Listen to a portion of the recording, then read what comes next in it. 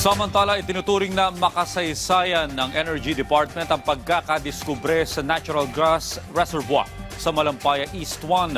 Ayon sa DOE, isa itong testamento sa world-class na kapabilidad ng mga Pilipinong engineer para matiyak ang maliwanag na hinaharap ng energy sector sa bansa. Pwede nitong mapababa ang singil sa kuryente sa hinaharap kapag nagkaroon ng mas marami pang supply.